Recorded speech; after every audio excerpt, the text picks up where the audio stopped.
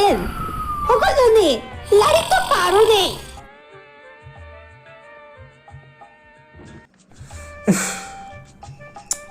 Tên là tumbaga phangdre karino khangdre he.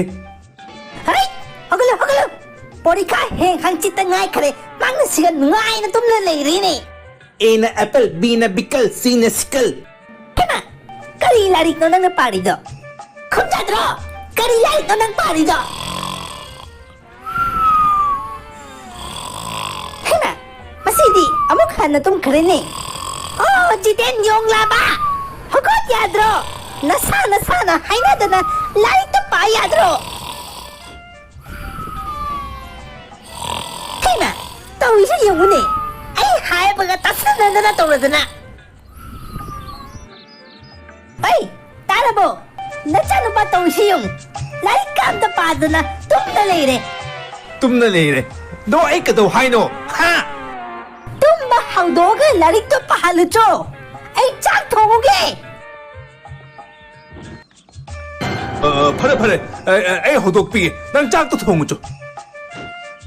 Jiten. Ngasi ay longonda A B C D takpige. Kali, nang takpi gini hairo.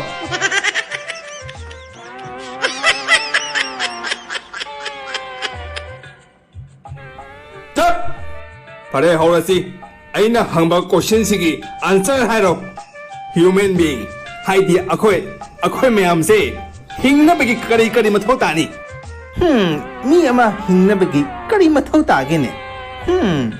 Baba ai di khangdre. Nang oina dum hairo. Mi ama hingna bagi acha thak set na bagi phiron adugai di leina bagi yum ama mathau tai.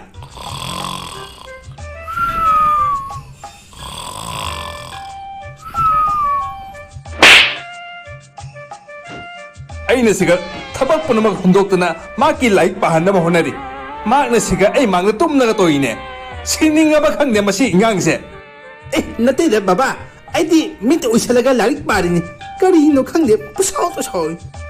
Oho, adu oiradi hujikki question dugi answer do angkam hairo.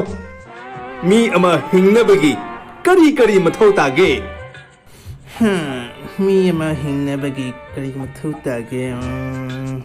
Hujikta aina hai kitodi kaw khrabo. Ha, ninjage. Hingna bagi akhoi yum maningda leba Pinky. Akhoi school gi Monali. Adugai di nangi namana bagi machanupi disu hingna bagi yamna mathau tai. Direct ngao ge letana nupi da ngao na le masi ngangse.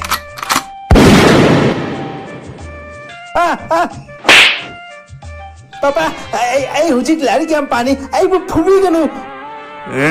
Lari tu mamon chang pao ko. Matung mana dumai tawradi nang sire. Baba ai lari mamon chang pani, matung manau dumai tawroi. Ngasi dagi ai biri cigarette ka am tha aroi. Ai gutkha chu charoi. Ai imana baga phamina raga yu su tha aroi. Kari nang biri thak pro. Tambaku gutkha su chai hai ba.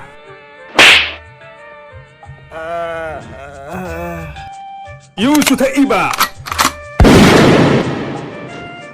Ogalo, murga olu e mangda. Si nangi punishment ni.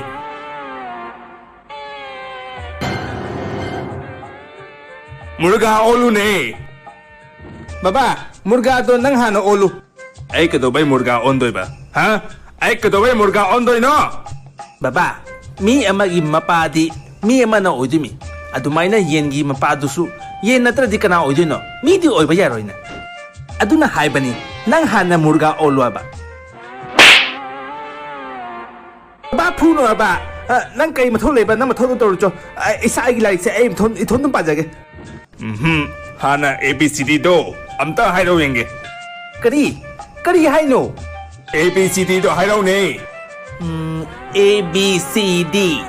Ataidi. Ataidi lockdown manung siga yam nungairi. Nang di kamay torige, ha? Ha! ꯑꯗꯨꯃꯥꯏꯅꯕꯨ ꯐꯨꯕ꯭ꯔꯅꯦ? ꯔꯣꯃꯥ, ꯑꯣ ꯔꯣꯃꯥ, ꯀꯩꯗꯧꯔꯦ? ꯀꯩꯗꯧꯕꯩ ꯀꯧꯔꯤꯅꯣ? ꯅꯆꯥꯅꯨꯄꯥꯁꯦ ꯂꯥꯏꯔꯤꯛ ꯑꯝꯇ ꯄꯥꯕ ꯌꯥꯗꯦ. ꯂꯥꯏꯔꯤꯛ ꯀꯩꯗꯧꯕꯩ ꯄꯥꯗ꯭ꯔꯤꯅꯣ, ꯍꯥ? Ima, puklame. Ngasi nang chak amta phangoi. Chaba phangdradi, dugatani gyan taraktoise. Aba, nang bhutro? Natraga lairo? Kari, bhut. Nate da. Oho, ado nang asi hinchabi siga kedobay lahungrino. Kari haiba? Ay hinchabi ni hairo. Namada hinchabi haina bro. Ay kisum upang dre. Ay silam da yore. Ay chatle ma.